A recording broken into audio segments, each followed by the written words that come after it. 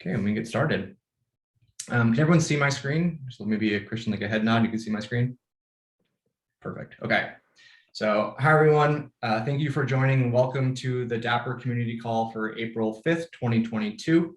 My name is Nick Greenfield, and I'm a docs maintainer, and I'll be the host for today's call. Today, we have two exciting topics to cover. We're going to start off with Christian, who will walk us through how to use Dapr on Kyma, things to consider, how to get started with using these two runtimes together. And then we'll look at a case study where Paul Widener, who is the director of solution engineering at enChoice, is leading a team to build a conversion system for a large public sector retirement agency with using Dapr.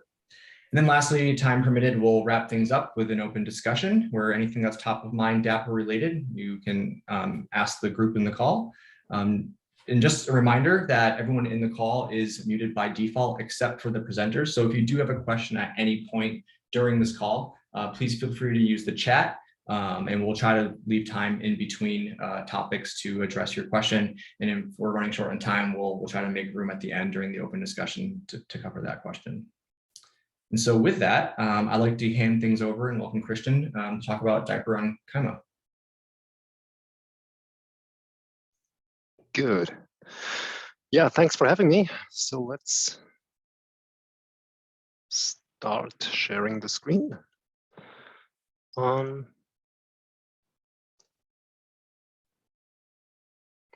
see. So you should see my slides now. You do. Cool. Yeah, then again, thanks for having me. Talking about Dapr on Kyma, what to consider and how to start, or yeah, in other words, will Dapr and Kyma be more a love story, or won't it be that way? So before I start, a few words about me. My name is Christian Lechner. I'm working at SAP, which is enterprise software development company.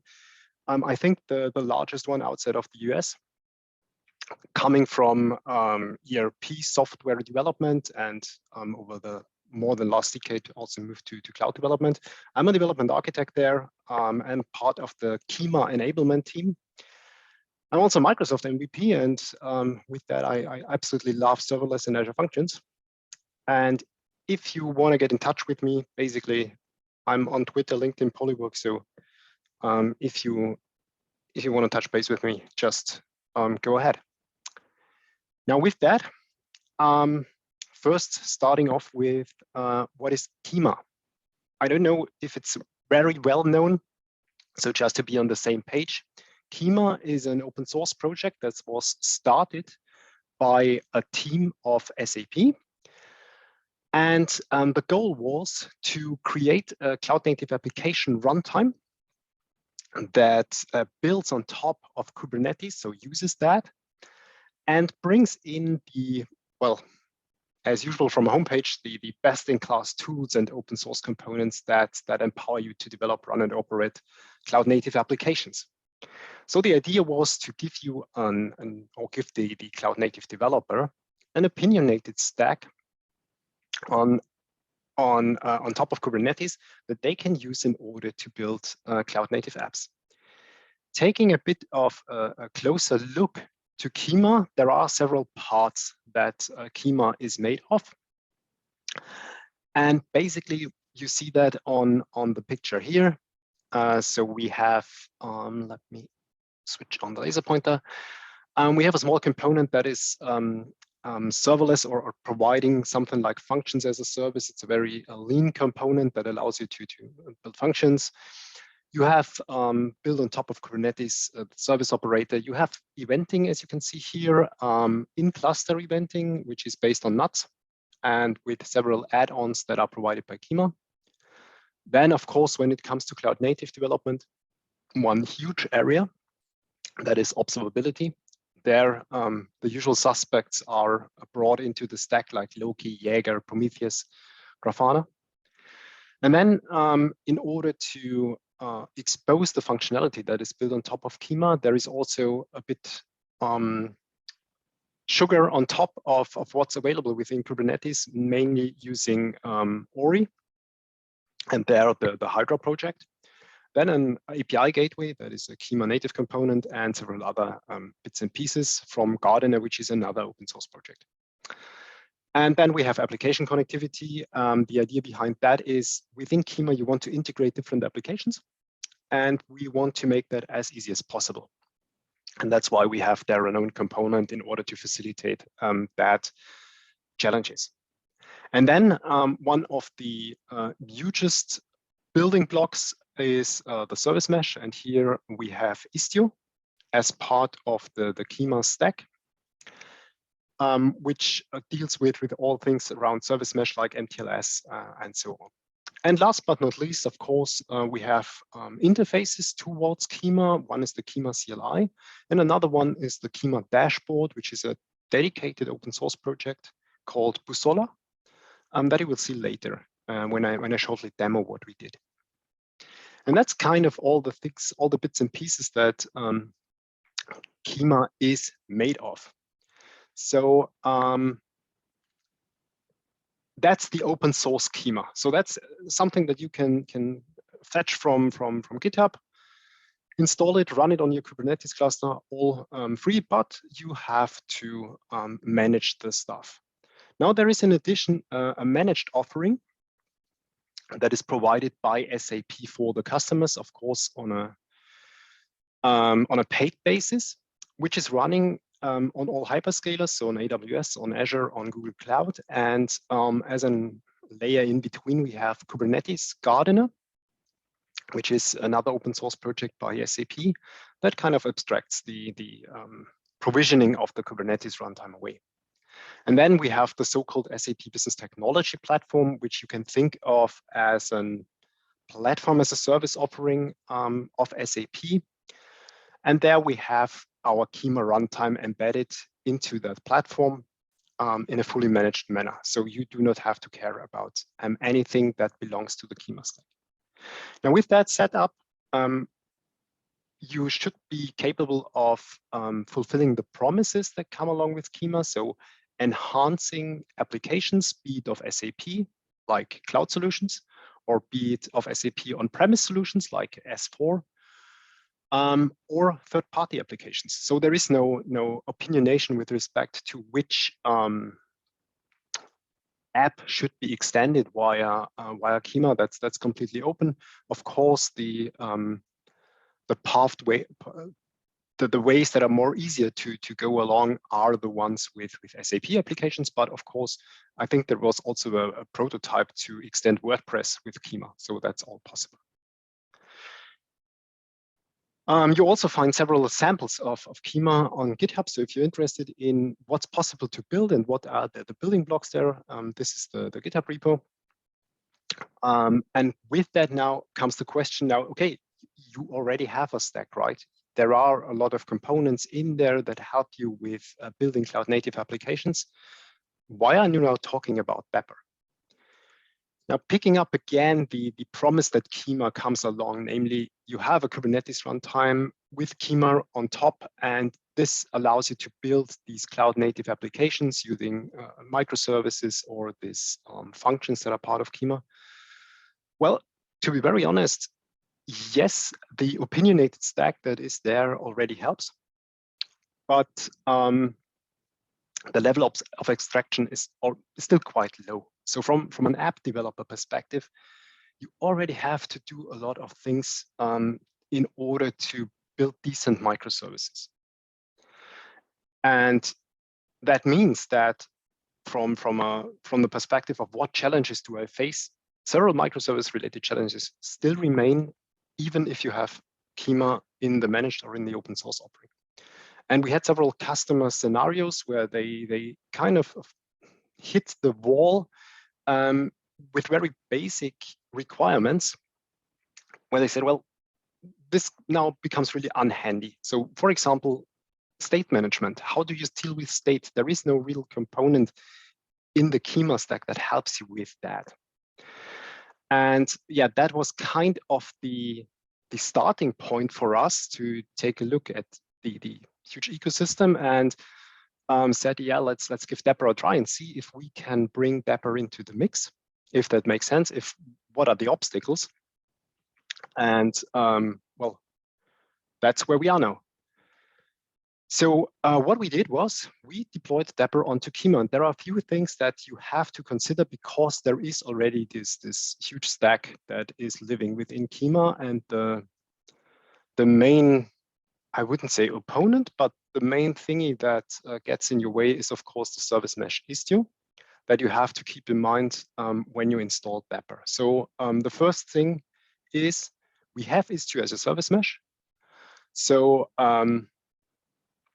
we have to switch off the sidecar injection for the Dapr core components. So when we install Dapr via the Dapr CLI or via the Helm charts, we have to switch that off, and that's quite easy. So all of you probably know the 101, you would just create a namespace with Dapr system, and then you have to label that one, and you have to give it the label that the Istio injection is disabled.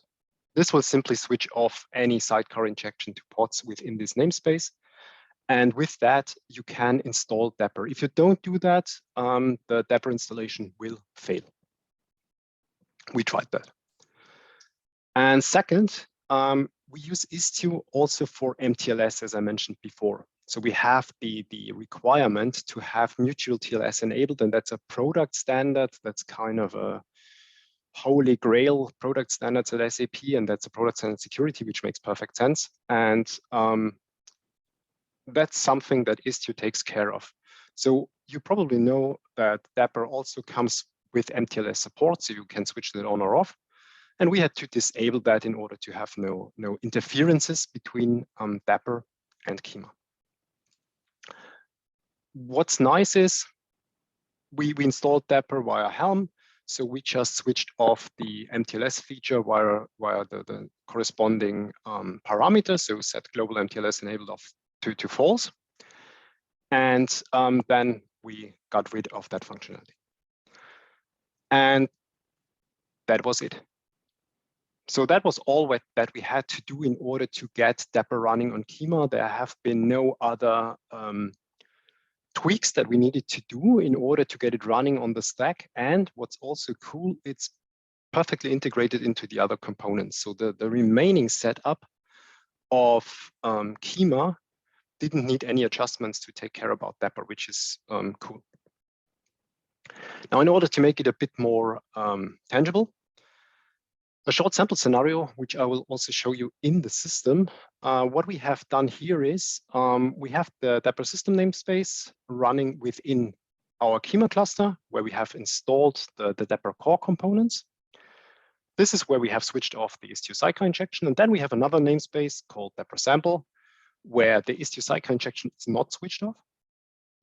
And there we have a really super basic scenario. So I created an app, which is a wishlist app. So you can post wishes onto an API, and this will then store them into a state store where we have local deployment of Redis that we linked via Dapr to our app.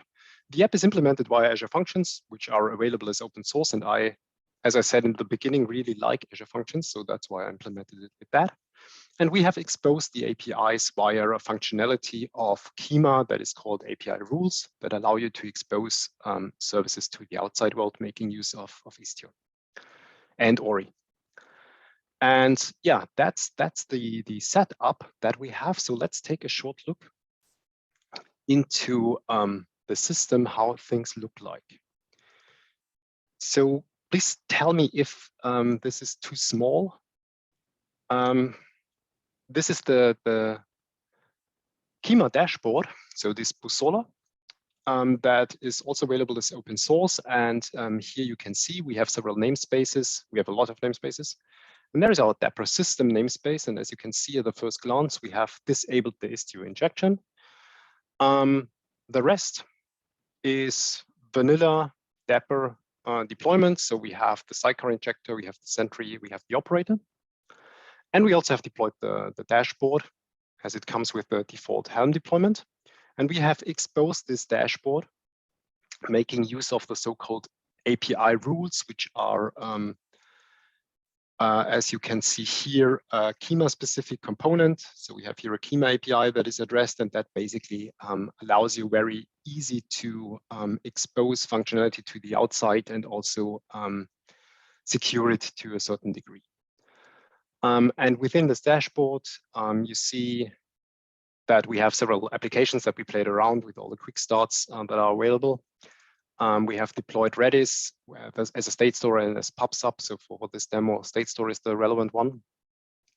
And as you can see here from the configuration side, that's the second point that I mentioned. The MTLS is switched off. It's disabled because Istio takes care about that. And yeah, that's basically it. So everything is up and running here, as you can see, in the usual way, I would say. Now, switching back to the other namespace, we have the Dapr sample namespace. And as you can see here, the labeling is depicted and there the Istio injection is enabled. We have several deployments in here, and the one that we are interested in is the first one, the Dapr wishlist app. And again, nothing fancy here. So we have connected that to Dapr via the usual annotations. So I have the app ID, the app port, and Dapr per se enabled in order to get the sidecar injected. Now, taking a look at the deployments, we have one pod running here. And this pod, as you can see here now, has 3 containers. So we have our app that is available. We have the Istio sidecar, and we have the Dapr sidecar. And that's working nicely together without any issues as far as we have seen. So you can also see that here in the resource graph. We have our pod with the replica set that exposes the services. I also have some configuration, and we have exposed it via this API rule so that we can access the functionality that is available here. And of course, as I said before, we also have within the deployments, our local Redis deployment, which is also a vanilla Redis, so no configuration, no dedicated configuration made there. And with that, we can now give it a try. So as you can see here, we have this endpoint, which is the API rule, and I have several other dedicated endpoints in order to put something into the state store. So initially, well, there is nothing. So I have 3 wishes left, and I can now send a request, and this gets persisted in the state store as expected. I can redo that, and you see there is some fancy business logic in there. And of course, I can also delete everything again. So the state store gets deleted again. Everything is working as you would expect it. It's really working out of the box, but just taking into account the Istio topics that I mentioned before. And we can now also take a look at the log. So you will see that everything is running there. So we have the function execution, and that's logging out, and we have some functionality to display that within the Kyma dashboard per se. We can also jump to Grafana. That's possible. So with that, that's really, from our perspective, a great experience in bringing that in, and it's not a big deal to get that running. So with that, what have we done, and what comes next? So what we've done is we've installed Dapr on the SAP Business Technology Platform on the managed offering Kyma Runtime. Any customer can do that. So that's nothing that where you need any special privileges in order to do that. So any customer that is now using Kyma Runtime can use Dapr for the scenarios that they like. We have the sample app, as you've just seen, where we use the state store component because that was kind of the first requirement that came in and that we would have liked to see covered, and we saw it covered. So that's great. That's something that also customers appreciate. And overall, it was really from my perspective, a smooth experience in getting things set up. I think all of the stuff was very well documented, so there was no ugly surprise that we had when dealing with it. And well, of course, we will move forward, and hopefully, due to customer requirements, we will see more scenarios where we can show the value of Dapr and bring it in. Now, this is now my personal opinion. So what would I like to see, and what will I discuss internally? But I'm not in that high in the hierarchy that I could make decisions there. So of course, I would love to see Dapr also with other components in place, like service-to-service invocation, like actors or something like that, based on customer use cases. So what are the requirements there? And what would also be nice, maybe you know it, we also have a database offering called SAP HANA. And it would, from my perspective, be a cool option to also provide an implementation for that, for example, as a backing for a state store. That's, realistically speaking, probably further out of reach, but something that I will definitely bring forward based on the great experience that we had. And with that, I thank you very much for your attention. And I don't know if we have questions, if we want to answer questions, but yeah, we can take time for questions. Thanks, Christian, for going through that. Really awesome to see how of a trivial exercise it was to get Dapr running on Kyma. And so, yeah, if anyone has any questions for Christian, feel free to use the chat, or you can ask to be unmuted and I can unmute you.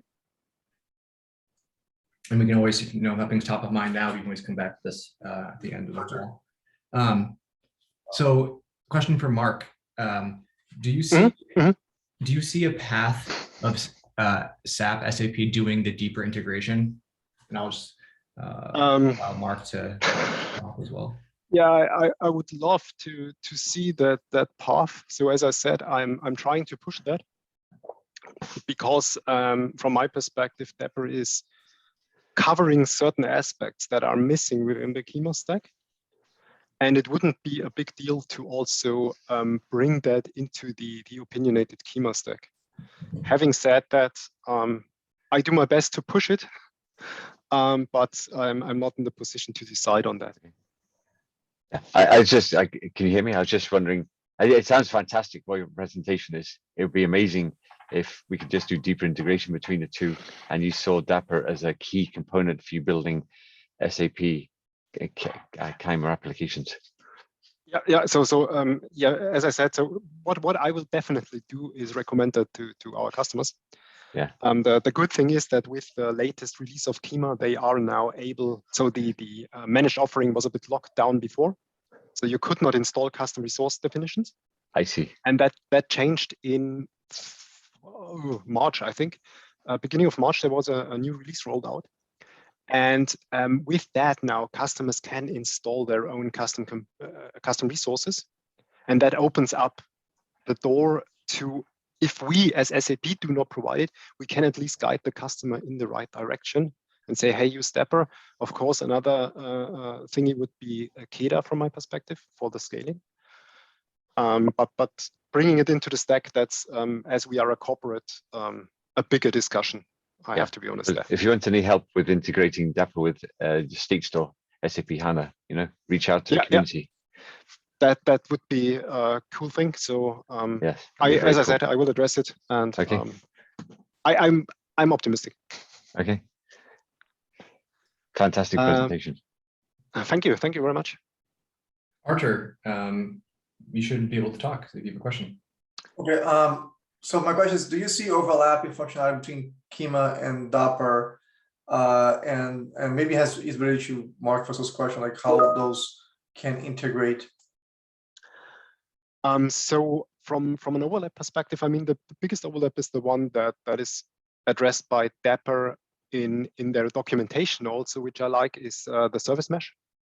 So that's kind of where we have the MTLS topic that is an overlap. And then we have the opinionated stack with respect to observability, where I see an overlap.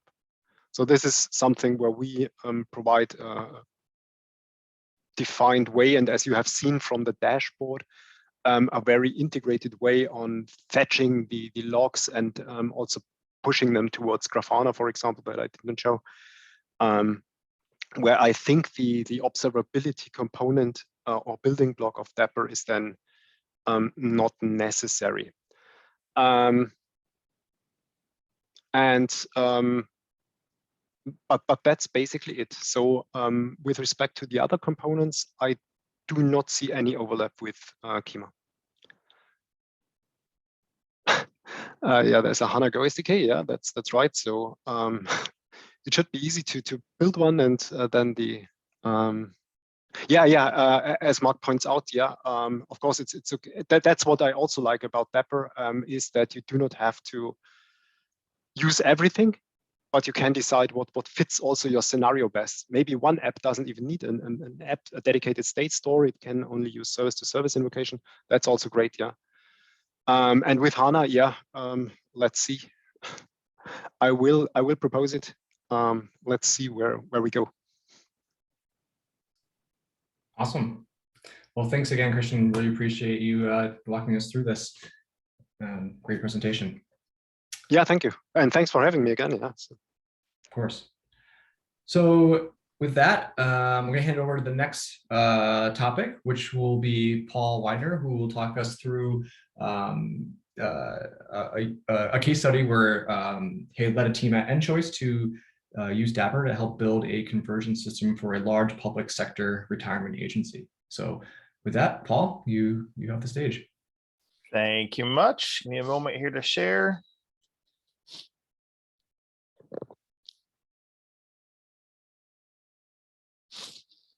All right.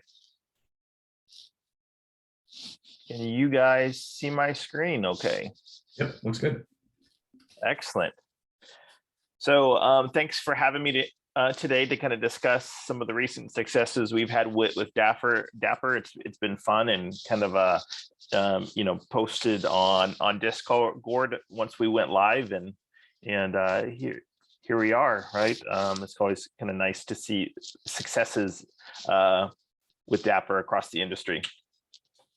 So just to talk a little bit about the situation that led us to build this solution with Dapr. So we had a customer that's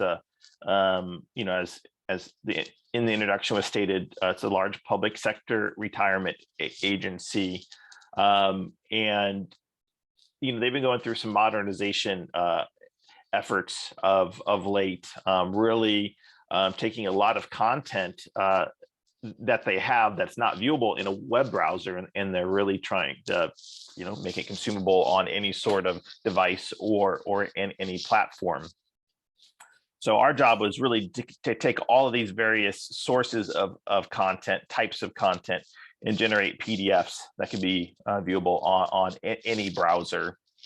One of the interesting points about this is the content isn't just current content for current members of this retirement agency.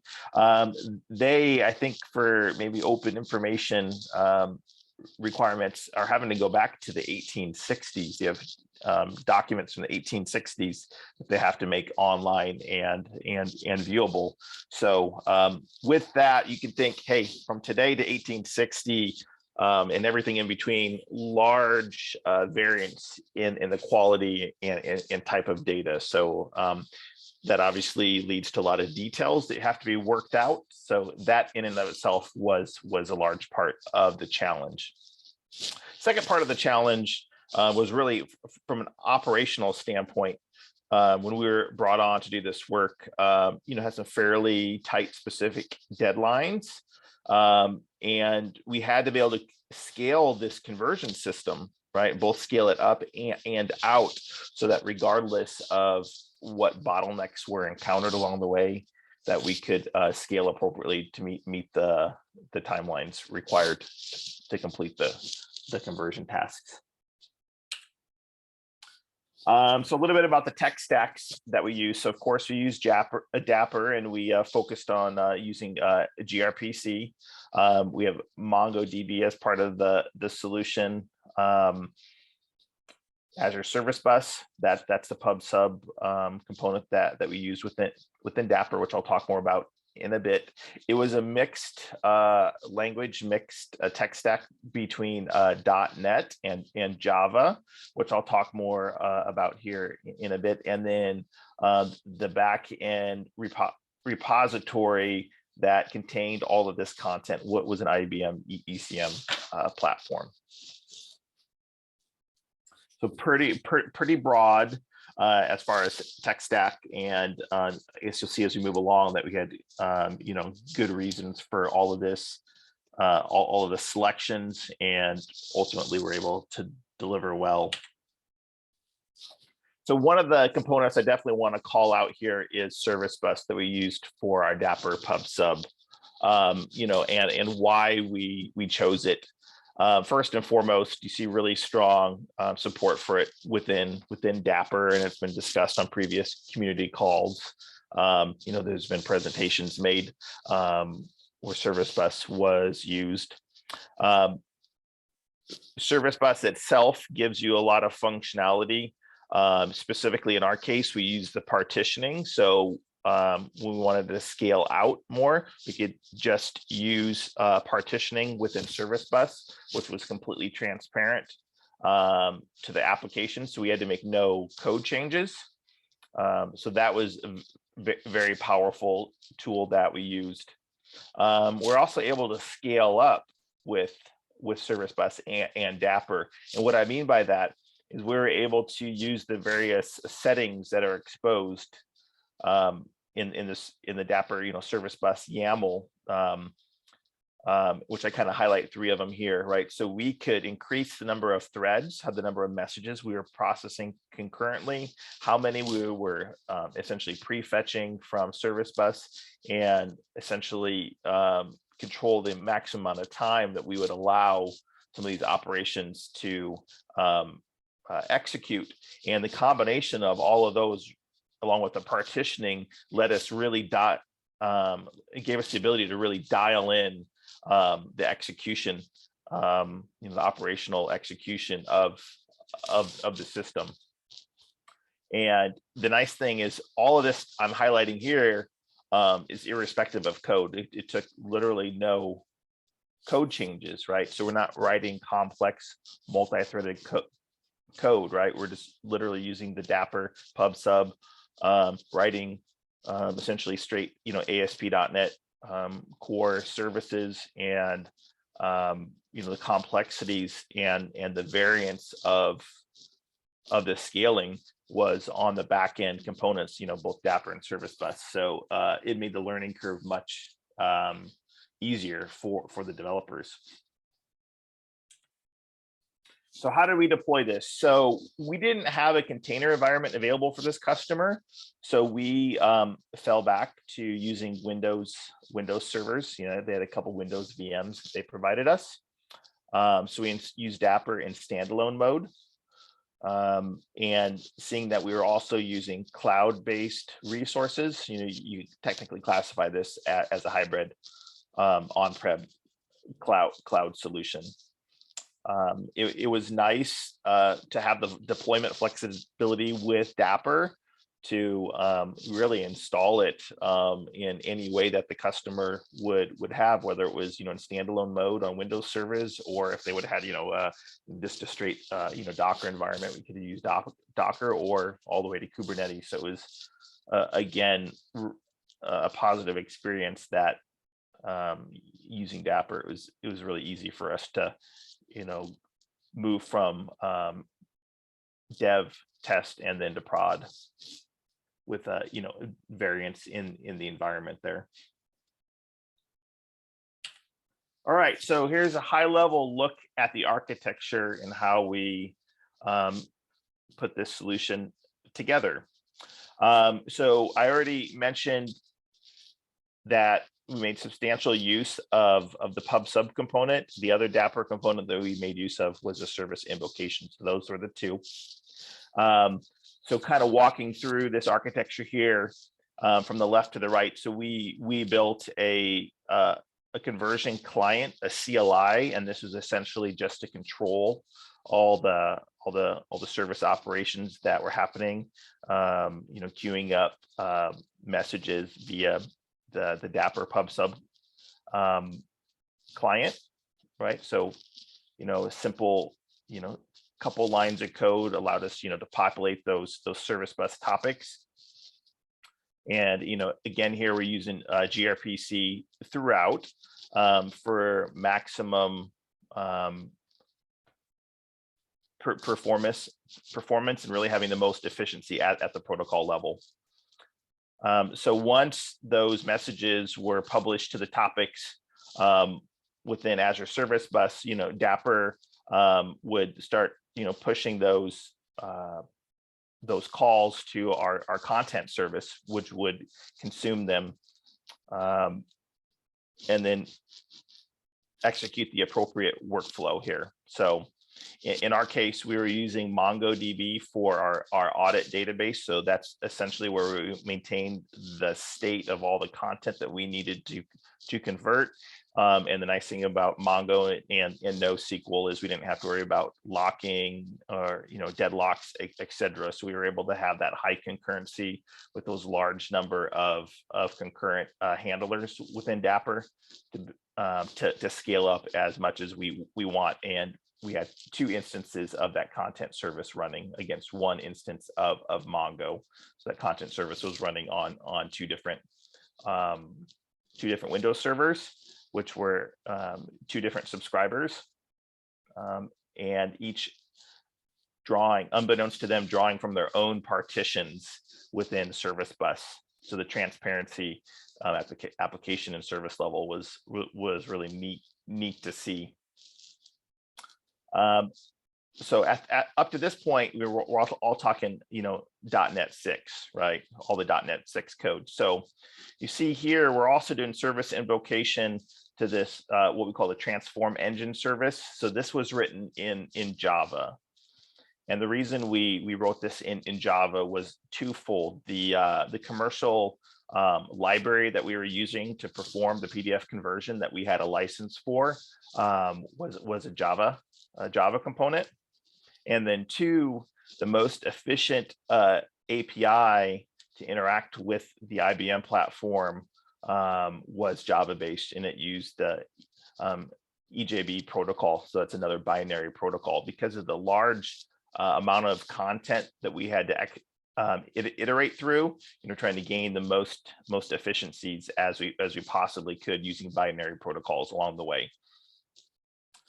So the neat thing about that is, of course, from a Dapr standpoint, you know, it's totally transparent with the service invocation. So not only did it make it easy for my developer of the content service to call that transform engine service, you know, they were able to work completely in parallel with no hard stoppage, you know, because we had, you know, defined our protobuf messages and services, and they were able to you know, code away while the others were working on their full implementation. So it worked out very nicely there.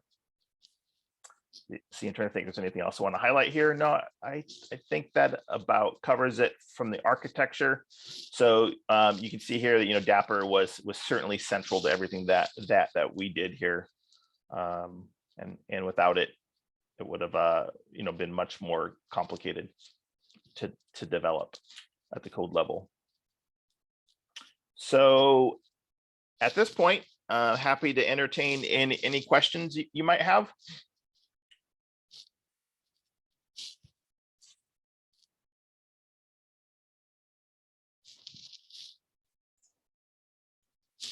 Seeing any in the chat, feel free to use the chat or ask to be unmuted.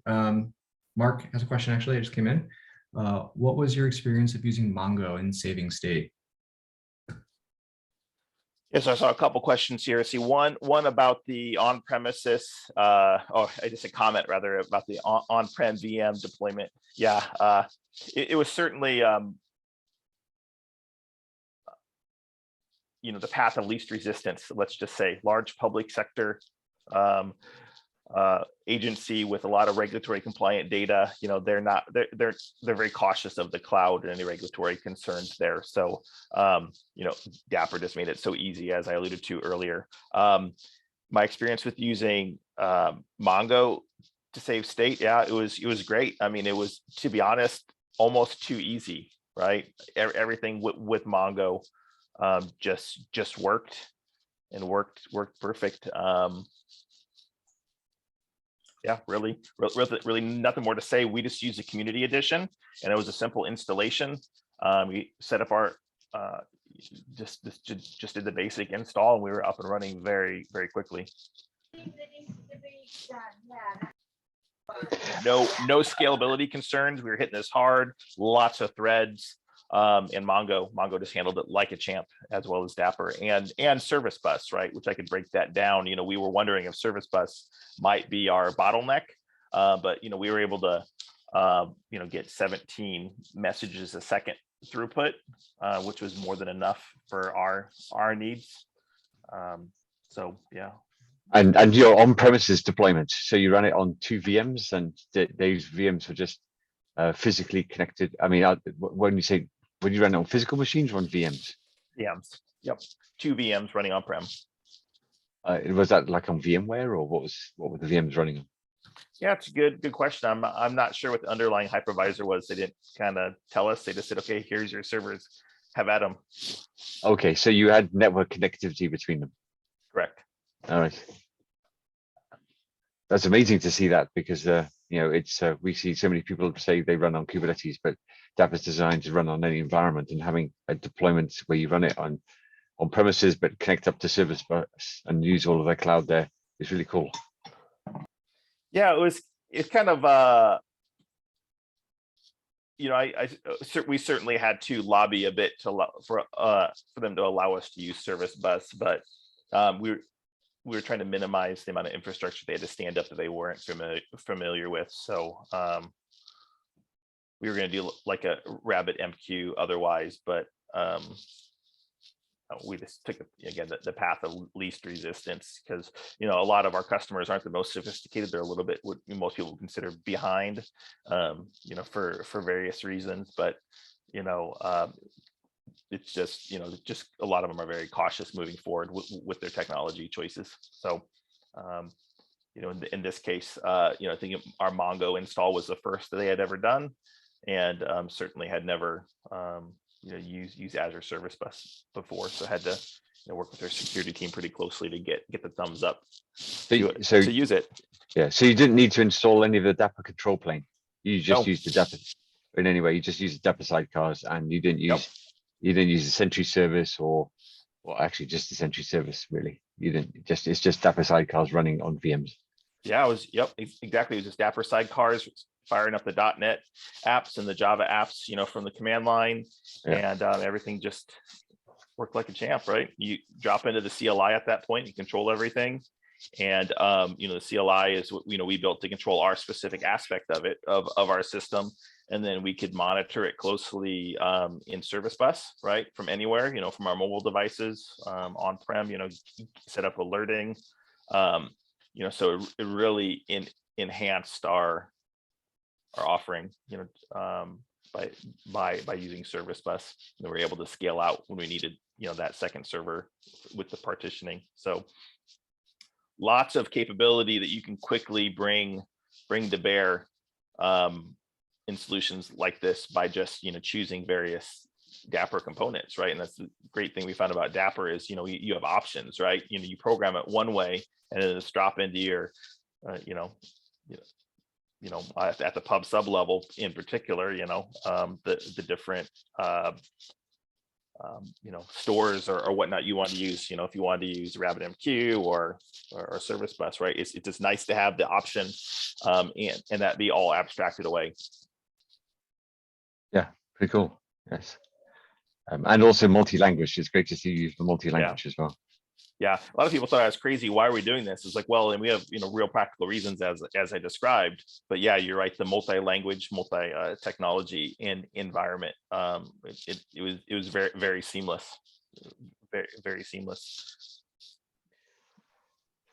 Is there anything that Dapr was missing that you would like to see in the future? I can't think of anything offhand. This was, a lot of learning curve for us because this was our first project using Dapr and gRPC. So, those two had pretty substantial learning curves for us. So I can't really with clarity tell you, hey, was this a Dapr issue or gRPC issue or whatnot? Because we had to learn so much. So yeah, at this point, I don't have any large gaps other than I would say, now that I think of it, I know there's one feature in preview that I'm tried to use, but then ultimately didn't, which is not have to use the Dapr client on the service invocation for gRPC, where you could do direct invocation. Basically, I think like it's the pass through feature if I recall. So that was the one thing that I was wishing for, and then come to find out that already been coded, and it was just a preview feature. So yeah, that's the gRPC proxy. So you can just there you go. And you just put it inside there. And actually, in the next release for 1.7 that's coming out, that's no longer preview. That's excellent. Part of the actual product. So that's come out of preview. The gRPC proxying, this allows you to use it from the client much easier. Yeah, we would have certainly made use of that if it was release ready. We tried a little bit, just couldn't get it to work, and again, tight deadlines, so we fell back to what we knew worked,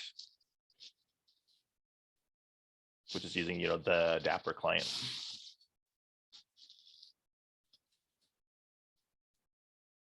Yeah, so that's it for me. Cool. Thank you. Thank you, Paul. That's a really awesome use case.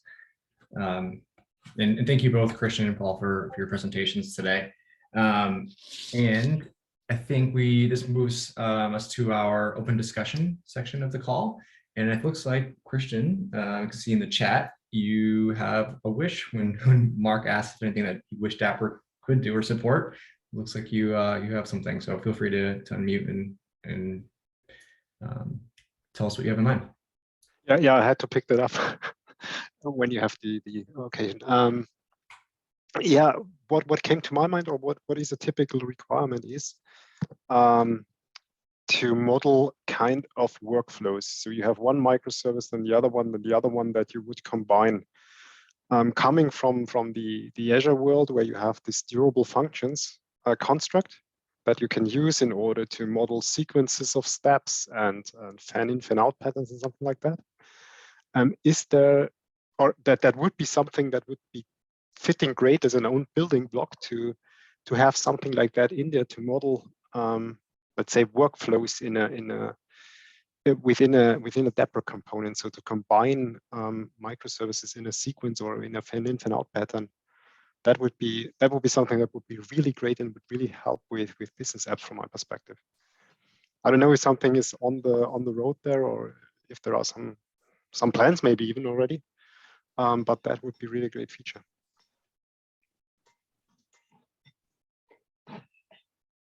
I mean, I'll let other people reply, but workflow has been a continual, persistent ask of integration with Dapr for years.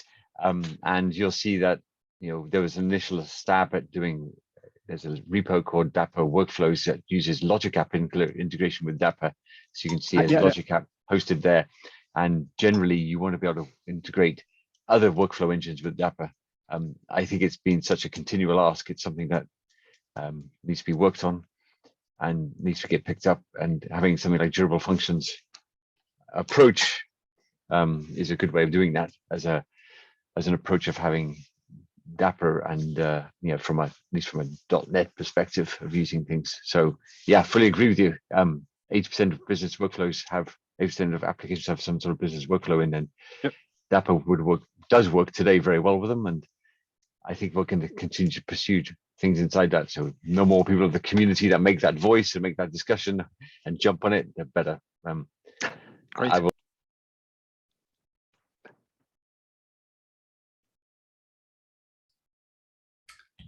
Cool. Any other questions either today, related to the presentations that we had today, or just top of mind questions or comments Dapr related?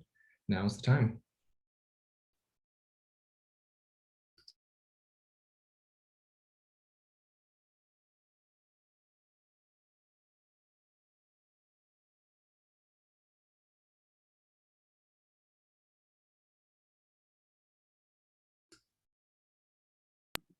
So I'm not seeing anything in the chat. So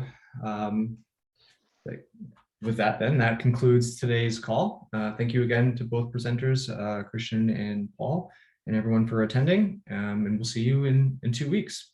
Thanks very much. Thank you. Great, thanks everyone. Bye-bye. Bye.